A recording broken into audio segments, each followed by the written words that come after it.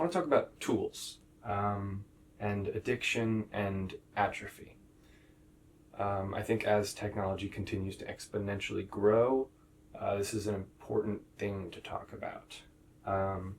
So I defined a tool as anything that extends,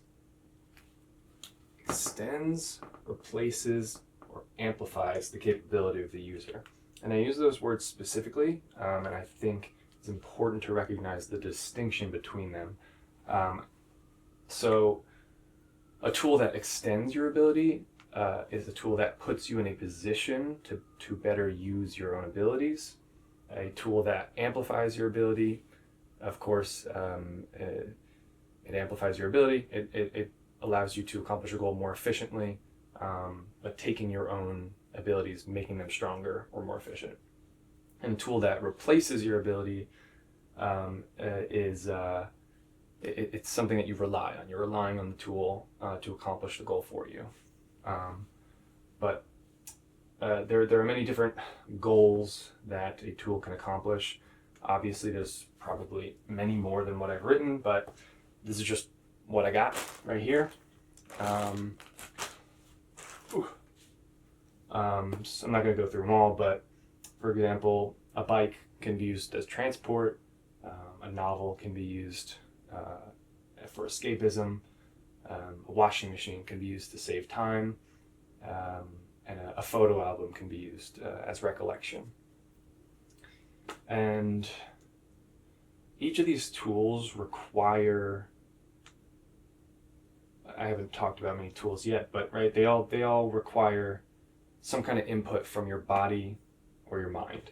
And there's probably more things that our mind and body do, but this is just what I wrote down for now.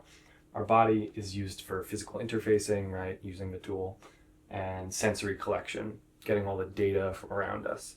And of course sending that to the mind, which controls our attention, our critical thinking, decision making, and information recall. And so I made this formula for what to look for, like what types of things increase our chances of being addicted to a tool or having our brain atrophy because we are using a tool to replace our abilities.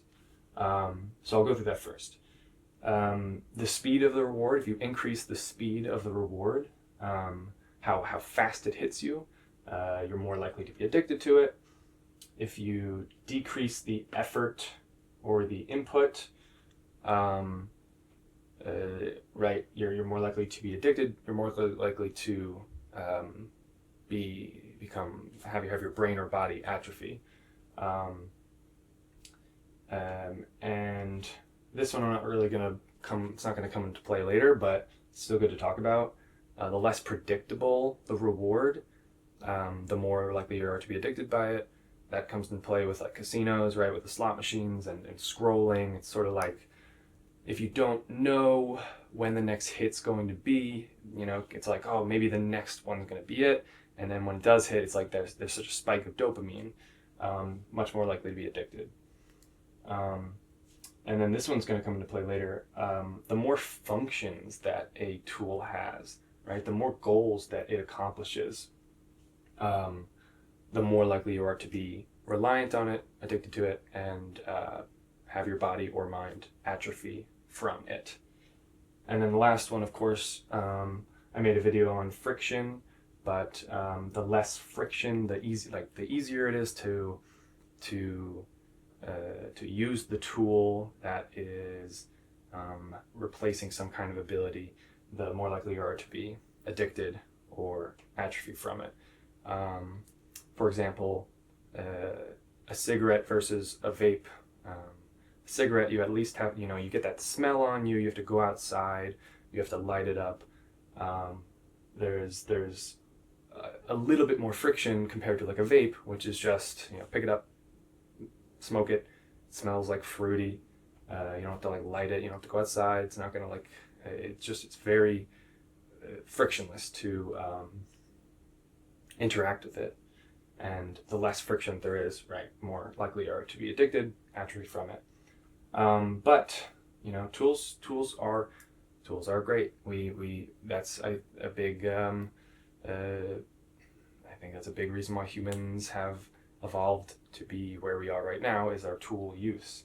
So not all tools are bad. There's definitely a distinction between tools that harm you and tools that aid you. And I'm going to go through that. So there's a positive feedback loop with tools, where a tool amplifies your input, or we'll use amplify and we're going to use reduce for the two, positive and then negative, right? Tools that replace your ability are going to have a negative feedback. Tools that amplify your ability are going to have a positive feedback. So let's go through it. A tool that amplifies your input, for example, like a piano. A piano amplifies my ability to express myself, right? That's one of the goals right here. And when I use the piano, my body starts to learn, and it starts, there's muscle memory, and you grow from using it. And as you grow, it becomes easier to do the things that you've done before, right? The same effort produces more. And so you're able to take on harder challenges. And as you take on harder challenges, you learn even more.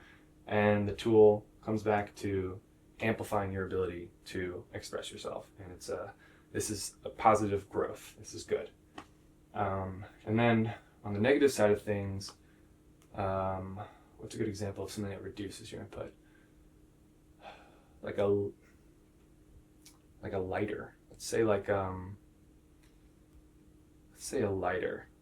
So right, tool reduces it. It makes it a lot easier to start a fire. If your goal is to start a fire, it's very easy to just you got the lighter.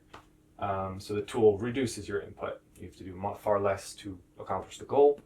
However, you atrophy from using this tool and from not using your ability of creating a fire.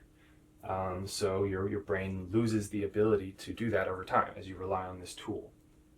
And as your brain atrophies, you become more and more reliant on this tool, because it's harder to go without it, right? You atrophied your mind, so it's more necessary. And then it's harder to resist this tool as well, because you don't have the capabilities in your brain to do it yourself, which kind of creates a reluctance to learn the ability to make a fire, because you're just like I could just use the lighter. It's much easier. And then of course it just goes back to the top of right. You want to use this tool because you don't know how to make a fire at this point. It's far easier to use a lighter, and it's great to have a lighter. I think it's a great tool, but there's always the fear of what happens if that tool is no longer, or I guess there's also just like, once you rely on a tool like this, it sort of becomes an appendage of your body, right? It's like you need this tool, and of course, like, we're not always making fires, but like that's an example. That's an example of a negative feedback loop, how a tool can atrophy your mind and your ability, and how you end up relying on it more. And when it comes to technology growing and growing, we have developed tools that, let's see, where did I write this? We've developed tools that combine other tools. And of course I'm going to end up talking about the phone. I'm going to talk about AI. But right, let's talk about the phone. The phone, I have down here, phone. Okay. Jesus Christ. Okay. So the phone does sorry about that, does all of these things. It's multifunctional. It has many different functions within one tool, one little tool. It has a calculator that saves time. Let's do this, right? That's a part of the phone. It has sensors that collect data.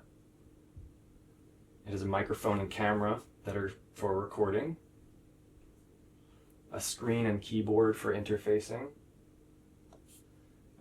Right? You could use a voice assistant if you don't even want to interface, which just offloads some of your input. And of course, there's the internet and media, which is its own tool that has many other tools within it, right? But this, I mean, that for it's good for chemical reward. It's good for healing, for expression, for learning, for comfort, for communication, escapism, entertainment. Like a lot of things are done with the internet, right? And GPS, right? That's honestly, that's another one I could have used for a negative feedback loop. GPS, right? You rely on this tool, and then it degrades your ability to navigate yourself. So it has GPS for transportation. And let's see, yeah, camera roll, storage, servers, etc. for storage and recollection. So this is a multi-tool. This has many different functions. And some of these things, some of these tools that the phone have are amplifiers, right? Like I think a camera and a microphone amplify your ability. And it also has tools that reduce your input, like a GPS, like a voice assistant, like its nature of being multifunctional and having some amplifying abilities and some reducing abilities is I think is what makes it so dangerous. And it's so accessible. It's so frictionless to transition from tool to tool that we don't even recognize when we are when a tool is reducing or amplifying our abilities. And obviously, like the big one here is AI, right? Because at least with a phone, it requires some kind of, you're still interfacing, you're still critically thinking for the most part, you're still making decisions and recalling information when you are using this tool. But when you're using AI, that's like, I mean, if we lose the critical thinking, oh, that's scary.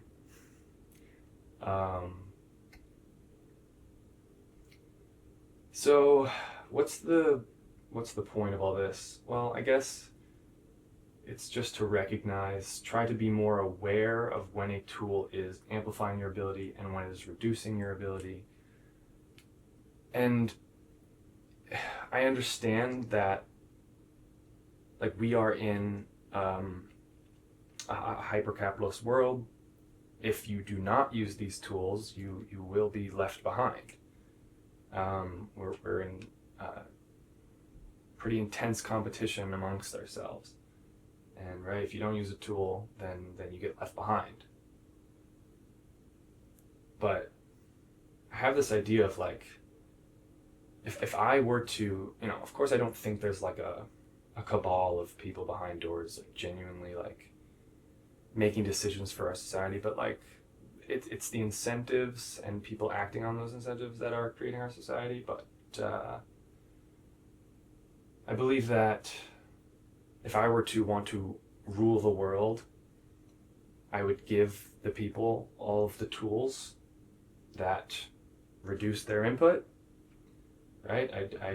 I'd give them, what are those little, those things that you put on the bottom of your shoes to help you balance or just walk more comfortably.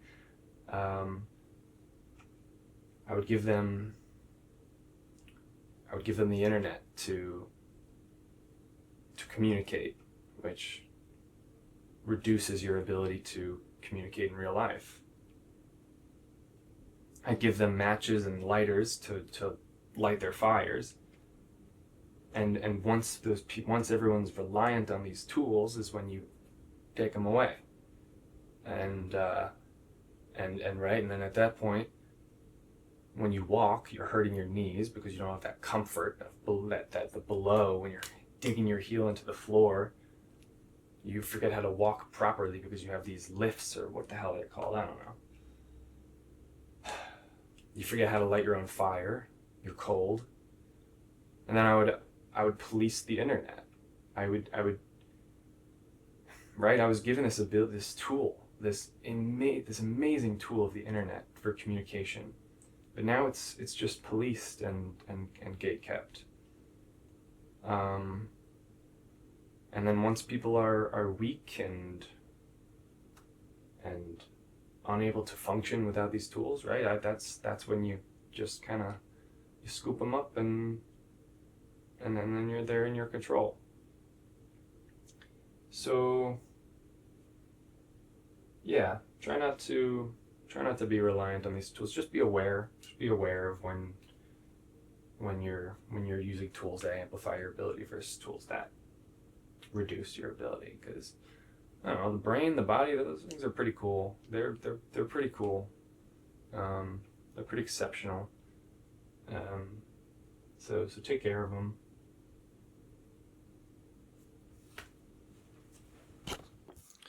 I'm not really sure why I spoke in like metaphor about that whole having your tools taken away by some higher power thing. Because I mean, there are corporations that have monopoly on the tools that we are reliant on, and in that way, like, they have power over your mind and your body.